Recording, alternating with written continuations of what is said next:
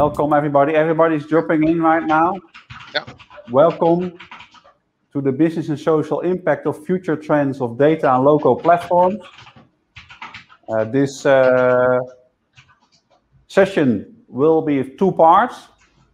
One part is the young and angry man, a typical low-code guy and a typical high-code guy, and you might think that has to do with higher level or lower level, if you don't know what's going about. I'm Erik van Tol, I'm the host. My co-host is Jorik Blaas. Jorik Blaas is a software developer, brilliant high-code guy, I think. Did build a networked platform to build large data sets and visualize that, and did some breakthrough project there, and now he's responsible as a data architect as Nationale Nederlander. Thank you, are here. I have two new guests than the previous guest I had in the previous session. That's Alex van Diepen and Colin Wu. Alex is a student, or was a student for a few days, and he graduated a couple of days ago. Did you reach your graduation? Yeah. Fine. On Thursday, it was last Thursday, and he did a low-code product selection. Colin is yeah, they are getting in. Yeah, move away. Colin is a low-code consultant at Advanced Programs. A low-code programmer, I must say. Graduated at the University of Leiden in ICT and Business, and works now 2 years in low-code. And before that in code and data analyst. Is also founder of a gaming company, Ethics Box Games. And he worked also with bettyblocks for 9 months, and he studied also in Holland and Alkmaar, same as Rob Elzinga. Rob Elzinga is the National Technology Officer of Microsoft, oversees a lot of technology from AI to quantum computing to data management stuff. Already 10 years working at Microsoft. Prior to that, he worked as SAS and SAP, I don't know what we call that, by head. So, yeah. And so he had a lot of experience there. Victor studied at TU Delft. Started with in the previous years with his surprise with a DOS Microsoft Windows migration, and that can be better, and that he entered the IT market and started thinking about low-code. Then he had some meetings at Microsoft in Redmond, talking about data of the application factories, and he started now founder and owner of Thinkwise, a Dutch low-code company, who is one of the 13 low-code companies that's recognized by Forrester in the world market. So as a Dutch player, that's an achievement. But first, welcome you everybody, fine you're here. At first I do an interview with Colin and Alex, and after that we want to have a debate and encounter the public to ask the audience, or ask the panel members questions. We have also our own quotes prepared, but it's also nice to have your own input. First, Alex, you have your well-deserved vacation. Mm-hmm. Yeah. Within a month, you start with company The Doc. That's an Oracle software company, and that does also low-code and no-code applications. And you did their product selection. Can you tell me a little bit about that? The Doc started about 2 years ago with also supporting the application development in no code and in low code. And they did a platform selection for that initially, and they chose the platform PAM. And my graduation project, part of it was to do the platform selection again, and to see if I could find another no code low code platform that could be used next to or together with WAM to avoid some risks in the continuation of the applications they are making.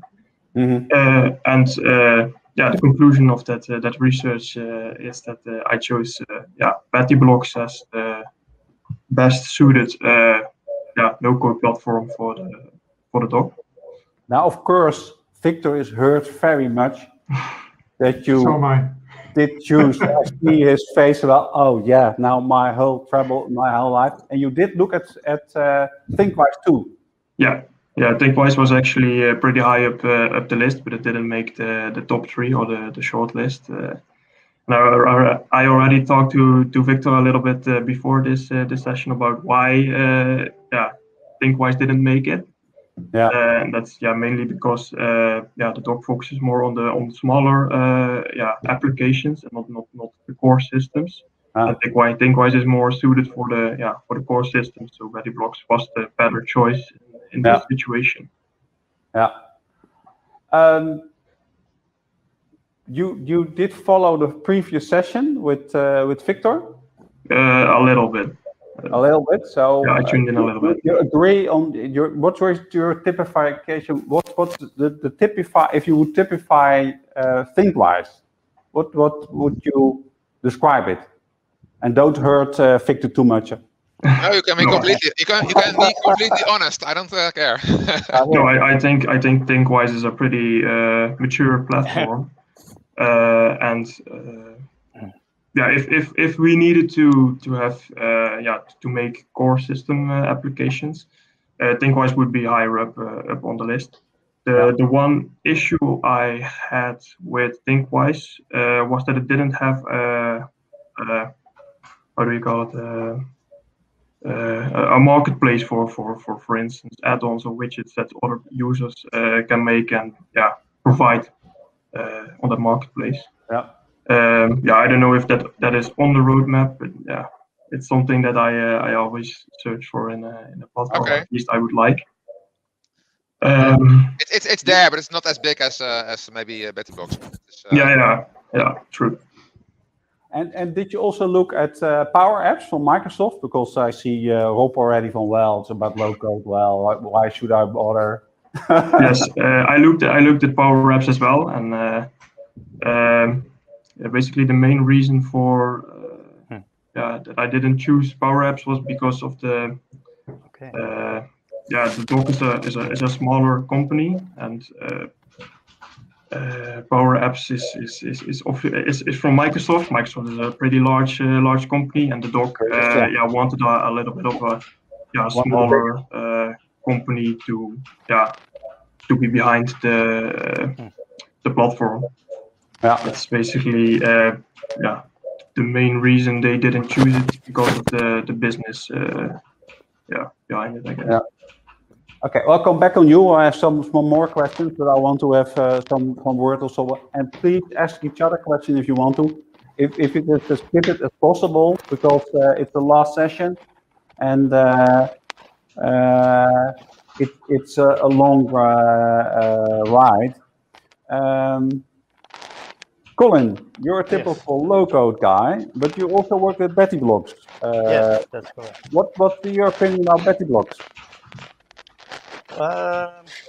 Well, my opinion on bettyblocks is that each one has their own expertise. And bettyblocks is also more focused on the citizens developers. They have a whole other type of customers, all other type of functionality for their application. For example, Victor is more in the business processes, more in the ERP systems. And that's a whole different type of market that bettyblocks focus on. So yeah, it depends on really what you want your software to have and what type of function it does, and then you can choose what type of vendor you want to have. Yeah, could you say that bettyblocks is for the quick and dirty apps and images and the screens, and if you want to have more complexity, you use Thinkwise? I wouldn't say quick and dirty. bettyblocks is more well, you can say also a bit more visualized. You have a lot more options. Colin, your mic is rubbing a little bit. Look, I'm just gonna do this. I'm sorry. Yeah, bettyblocks have a lot more visualized options. Like they can create a whole web page and have more flexibility in designing that compared to other platforms. Yeah. And it's really like what you want with it. Yeah. And if you, for instance, you're a typical low code, and Alex, you are typically high code, eh? You did also other things, and you are now a software engineer at the doc, eh? So you don't do low code. Why is that? Yeah, I just feel a little limited using low code or no code. I'm used to writing my own code, and that means that I'm in complete control of what I'm doing and what I can do. And the no code low code platform has mostly has limited options.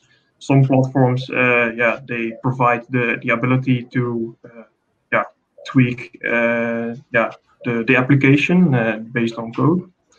But for instance, BAM or bettyblocks, which the doc uses, they can't be modified that easily. That's why I'm pro, or at least I like high code. Yeah. Maybe I can ask a question? Because of course, sure. Because I mean, when you, of course, with high code, people think or think they are in control, and that they are limited by the tool. But when you think a little bit bigger, and you are a software development manager, and you have the responsibility for 200 developers, and they all write code manually, how much control do you have? Yeah, probably less control. For me personally, I like it more, and I feel more in control. I understand what you're saying. Very nice. Well, we see Colin is a different type of guy. He really wants to know the business side of things. He also wants to develop himself into an enterprise architect, where they have to involve in the strategy of a company and very involved in the specification part and in the positioning part of a company, and then the consequences for IT. And so, if you can automate code, you will find. Is that correct? Yeah, that is correct. But that's all like my background. I stand more in between the business and IT. I'm not that much advanced, but that local platform helps me a lot, because a lot of standard procedures just does the platform for me. So I can focus on what I want to focus on, and that's writing the functionality, things like declaring variables or that kind of stuff. Now that's something I can just let the platform do, and the platform also helps me set up my screen visually, and that's helped me as a more business guy also. Yeah. Because you don't have to code all the types of screens. No, the platform just if you drag a box here, and then it does that for you. And Colin, you have also a gaming company, and Jorik in the last session made a remark that in gaming and also were emphasized with Victor, that was the gaming industry was ahead in automate coding. So can you elaborate a little bit on what your experience? If you look at you're working now in low code and you work as a gamer, and Alex is also a gamer, but more on the user side. Yeah, I think that too. Well, I'm now currently developing an adventure horror game called Seek. Has a demo, so check it out. But we are developing it on the Unreal Engine from Epic Games. Yeah. Games like Mass Effect, Borderlands, or Fortnite. A whole list of it. That's develop on it. But I see a lot of elements coming back from low-code platforms that are already existing in the gaming platforms. The Unreal Engine, for example, uses Blueprints. That is a visual scripting system, and it creates standard models that developers can use. It even has a store. People can make models and sell their blueprints to other people or give them for free. It's what they want. But you can just use it, put it in your own code. Let's say this blueprint has a health model. It changes a player's health. And I can create all visually with create a map, create a square or a round circle, and connect it with this blueprint. And with that, I can address this health module, like if you stand here, you get damage, you decrease the player's health. And with that, with that I have created something like, I can put that round circle in a fire. And now if you stand in the fire, you decrease your health. And I've done that without writing a single line of code, just all visually just connecting like a process, just connecting dots and modules with each other. And that is very helpful. Thank you. Thank you. That's why I actually taken the time. Some last question for you both, Alex and Colin. What you're the young guys, so far there were older men as guests. What would you say to the teachers and students who are also listening? If you look at low-code and data platforms, what did you miss or want, or found curious or interesting or surprising? What you want to share? I have some tips and surprises. Like when I started in a company, what my biggest surprise is that certain IT matters are handled quite primitive. You'll be astonished how much companies still uses Excel and all. There's a whole Excel jungle, especially in large organizations, and most of the information is scattered everywhere. So that was a surprise. And you, Alex, what were your surprises? Yeah, I also find the whole Excel jungle thing. And for me, I didn't know much about no-code, low-code, or even how far it really is that you can actually make decent applications or just full applications with the platforms. So maybe a little bit of introduction into the platforms or something like that. Okay, that's a question to teachers. Yeah, but I would think that it makes more sense to do it with the business students than with the software students. Maybe one question from my side, because you answer both the same things. Why do you think all those companies have those Excel applications? Good question. Because it's easier, probably. Easier than what? No, it's easier for the employees to just make those Excel files and keep track of them that way. Because there is probably not a sufficient system or application that supports the purpose of those files. Yeah, they lack functionality probably somewhere. Yeah, probably. Yeah, thank you, Victor. Okay, let's start. I see an interesting question from Mario. At the panel discussion, because we already took far more time than expected. Well, as I expected, Alex and Colin chat about very enthusiastically. Thank you very much. Please enter also the debate. I want to first start with this quote to debate, and I will read it. Electricity use exceeds 20% of global total in 2030, data centers using 1/3, and data platforms and low-code platform fuel that trend. So, and maybe the second question behind it is, what can you do about it? And what should you do about it? and of course that the climate change is not a small problem. As a planet, it's a huge problem, and so we should be doing something about it, and maybe to get the audience the opportunity to ask question about it. Jan, can you put it? Yeah. So now the audience can also give opinion out. Rob, can you elaborate a little bit on what the take of Microsoft is? You already did it in the first session. How do you see it, and how see you the future in that respect? Well, first of all, I think the data explosion, AI, and I think in a sense also low code, but I don't think that is the biggest contributor. I think it's the data behind it and the algorithms that we are using that are becoming more and more complex, are using the most compute power, using the most storage, and so on. So yeah, we have to be very concerned about sustainability, about carbon, about energy, and it's going through the roof if we continue going like this.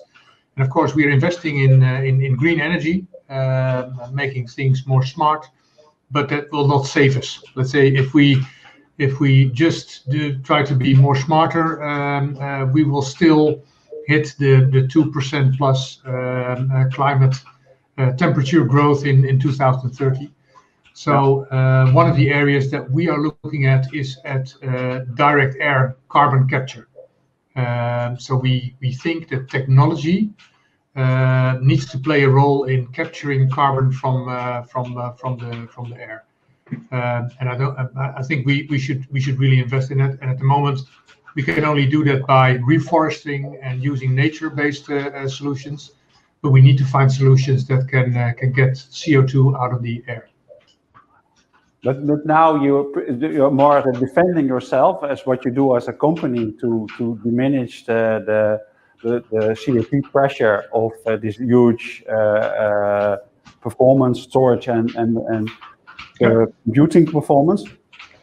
But you also ask the audience, we ask you to do that. So I urge the audience to react a little bit on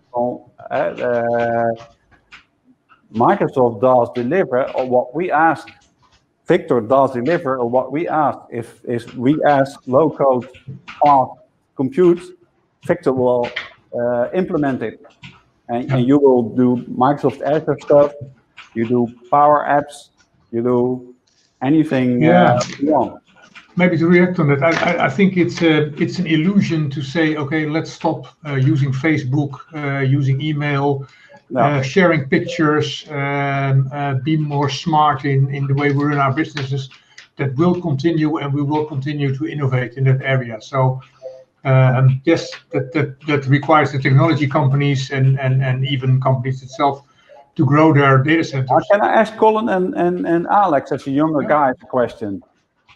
How worse does it have to get in climate before you stop gaming? Well, you cannot game when you're in a bad climate. Yeah, that's true. But I have something for the local platforms. Like, you cannot help companies will need more software and will have to gather data. We're in an information era, so companies want to know more and more and more. But one thing to help and reduce the energy cost is let your software and your application be more efficient. Also on the hardware side, like your processing, your calculations in your software, if you can manage that and be more efficient with it, it will reduce your processing cost. Colin, to be honest, that's still the same solution as Rob. All kind of solutions to use technology to make it faster, simpler, better, cheaper, less footprint in CO2. But the thing is, okay, if we can't do it with technology, we have to stop using the filthy stuff. And I will ask you, because I'm retired very soon, and then I don't care anymore. I'll die anyhow. But you'll still have to live on this planet. whether you stop gaming or Facebooking or whatever you before it hurts. We'll also go to one question. Growth could finally change global climate. Would growth of data could finally change a global climate? Interesting for the audience, from the others. Would the growth of data could finally change the climate, global climate? So the current growth in usage, if we can stop it, will it change the climate? Who wants to react? That's the last question, and I go to the next quote. Who dares? Yeah, I'm not sure if I do understand the question, but in the end, let's say the climate will be impacted with the current growth of data. So that's a fact. That's absolutely a fact. You can ask yourself if all the data should be in the cloud. I mean, low code. You can also use low code on premise. That has nothing to do with the cloud. Only the vendors they like the platform to be in the cloud to manage their customers. Yeah. But is it more efficient on premise, or is it more efficient in the cloud? I argue that it is 10 times more efficient to put it in the cloud than have your own data center with your own. Okay, is it? I don't know. Maybe that's. Yeah, I think I'll stop on that. Difference. It's still debatable, and so one thing towards that. So I urge the younger guys to look at it, because as I say, I will be pensioner very soon, and you have to solve the stuff. Go to the next quote, please, Jan. Large software systems are still difficult to build. That's a running gag in software industry for years. I'm now 40 years in the ICT industry, and I still struggling in building large software systems. And of course, we do a lot of things about it. We do the different methodologies. We do low code. We do anything. And the main question to you is: will low code platform break that trend? And we'll take the question a little bit broader. Low code combining with methodologies you should adapt. Yeah, and then. So again, this question is, and I also ask the audience to react on it. Large software systems are still difficult to build. Will low-code platforms break that trend? Will we ever break that trend? And please go to the open your opinion, and I want to know the audience also. Who wants to react on that? Victor. Yeah, of course. Yeah, of course, that's our domain. So I mean, I think when you build a really large application, then and it should last for decades, then you have to be able to move to new technology, and you cannot do that without a program. You cannot do that without a model or with purely programming languages. So and neither of the low-code platforms prove themselves in this way. I mean, you build with a certain low-code programming language, and of course you build faster, but you're still stuck. And the same with frameworks. You cannot move over to new technology. If you look, for instance, if you look at the volatility in requirements, yeah, we getting eager and eager again and again. We want more difficult stuff. We want moving images. We want gaming. We want cryptocurrency. Alex from Deep is in cryptocurrency. We want anything, and inevitably, if it's so complex, can we solve it? Yeah, I want to. Yeah, if I'm talking nonsense, you have to say it, Victor or Hopper, I don't think it's the end solution. Let's say it's the final solution. There are things as DevOps, marketplaces, templates that make things easier. I think a lot of the complexity is not just in the technology and in the software, but it's also in the process within the organization. Yeah, so if you want to rewrite a tax system, well, it's been in the news, the toeslagen, for example. Well, you have to basically transform a whole organization, all the processes, everything around it. So replacing something is both technology and changing. So Rob, you habits. add another parameter. It says, well, the complexity not from the requirements, but actually the organization is getting such complexity that and that's growing too. Most organizations get simpler. But is it then some sort of an arms race? You cannot win then? No, let's say what I see. So first of all, these systems large systems have grown in 20 years and have been built on and are complex, and it makes them hard to replace. What I also see is that a lot of times people are trying to replicate such an environment and do the same thing. Ruth, we have the bitterballen. Yeah, that's a tradition in ICT in practice, that in the end of the session you have bitterballen. And okay. Of course I cannot offer you a bitterball, but here, please take a bitterball. And I'm joining a bitterball, so please continue. I will mention another. Yeah. Why does this need to be solved? Good question. Why is it, and why should we solve complex software systems? Why should we? Because we create every day, we still create legacy software. So I don't agree that the marketplace or templates will help us a lot. That's a minor. That's a minor thing. The biggest issue is that, I mean, you can choose your programming language of today, and you create instantly your legacy. So we cannot even solve the legacy of tomorrow, of yesterday. But today we create even more legacy than we had in the past. So this problem is growing very, very fast, and basically we are ignoring it. And it will get bigger and bigger. I think also we need to invest in low-code. Low-code is still the technology part, and we will also do DevOps. We do DevOps is a manual process. It helps. DevOps helps, of course. Agile, anything we try to do in methods. Is that a solution then? That helps, but only for 30% or something, or not really. And even within low code, you have your legacy creation. That depends on the platform you use. I mean, probably you can move your application from one low code platform to another more easily than from one programming language to another. That could be the case, but that is also just the beginning. But we should solve that. We should solve the issue of creating legacy software. We always think that our current programming language will last forever. That everybody thinks. No. I think everybody thinks programming languages are just a practical implementation of logic, and logic never changes.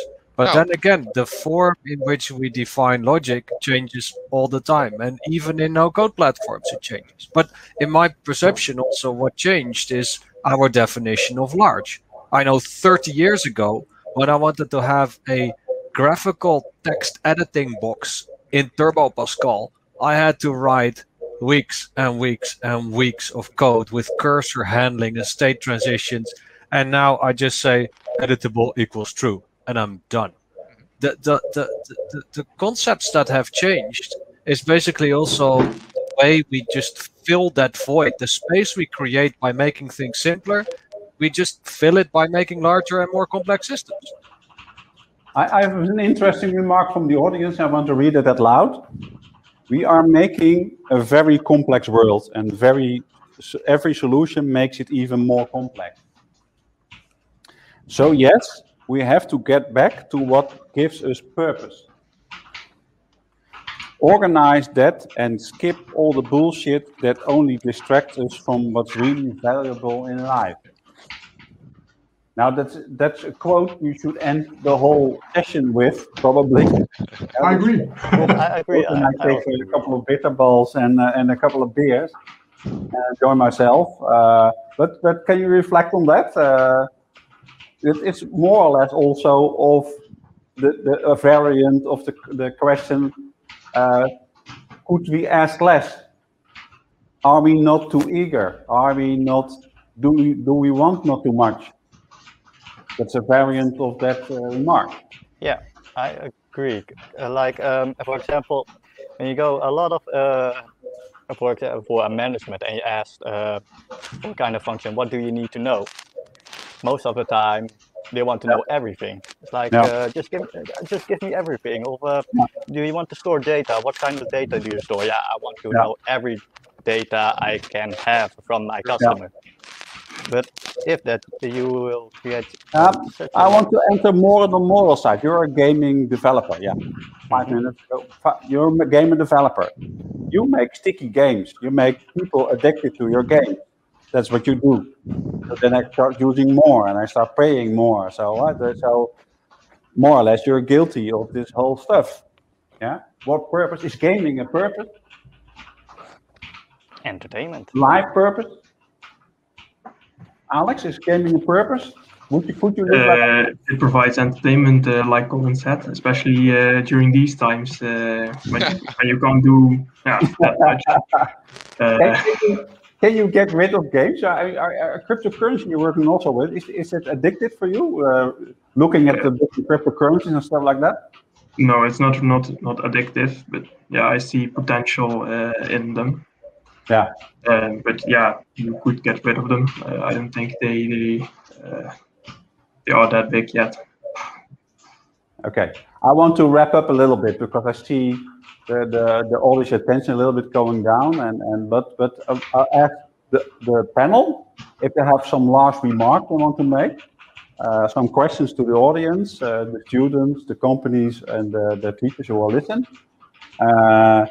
And before that, I want to thank all you, Alex, Victor, Jorik, Rob, and Colin, and also Jan as a Mentimeter assistant, but also the technical people here who are making everything possible. And we take some bitterball then. But are there any remarks you want to end the session with? Sorry. Maybe a last one, and that's especially related to artificial intelligence and technology. Is let's make sure that we keep the human in mind and don't get the human out of the loop. So we tend to think that we can solve everything with technology and with code and those kind of things. But so I really like the remark on the screen on the board there. Philosophy. Yeah. I see now coming by from René. Art and philosophy. That's what we should do. And maybe go back to Plato and any other philosopher or currently. Other remarks. Victor, you have some last remarks or warnings to us? No, I like the statement of the human, and I think that even the low-code platforms in general, they take away a lot of the technology. So I think it's more about solving business problems and putting human in the center, especially from a business point of view. So I like that approach, definitely. Yeah.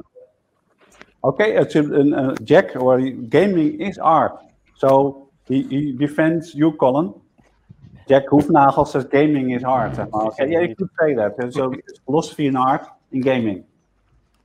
Jorik, you have some last remark? And I have a hint, a tip. Also to Colin, to Alex. When it becomes easier to make things, it becomes even more important to ask that why question and push back. If business is asking for everything, push back. Ask why. Yeah. Why are we doing this? Where are we going? How is it going to keep us happy for the next 5 or 10 years? Ask everybody. We have a plenary session afterwards with Victor Bitterballen, please. So we have a plenary session afterwards. Go in the plenary session afterwards.